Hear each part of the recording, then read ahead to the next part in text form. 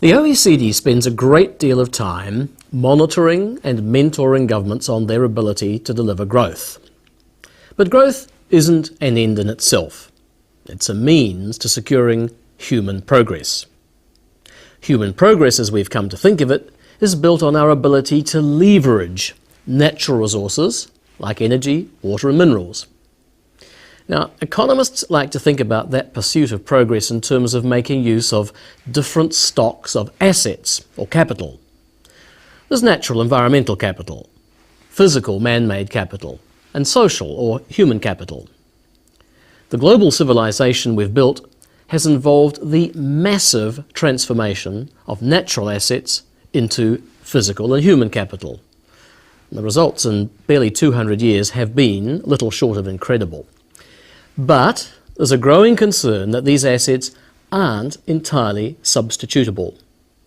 That if we run the natural asset base down too far, we'll start to undermine our ability to maintain, let alone improve, our physical and social capital.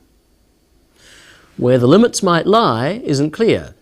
We think we have a pretty good idea about the extent to which the oceans and the atmosphere can go on absorbing human greenhouse gas emissions from burning fossil fuels and changing land use without danger.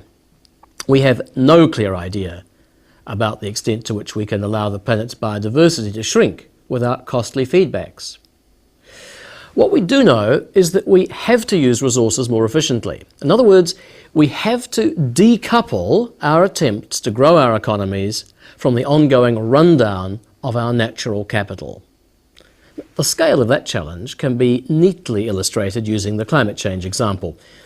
We need a steep decline in emissions by 2050, and we actually need to head towards zero after that. Now, there's a measurable economic cost to that decoupling.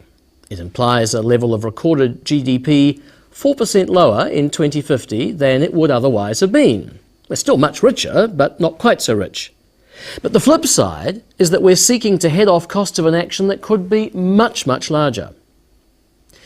The green growth agenda is all about identifying the policy tools, like taxes and tradable quotas, that will catalyse the decoupling that's needed to ensure that the pursuit of progress today doesn't lead to impoverishment tomorrow.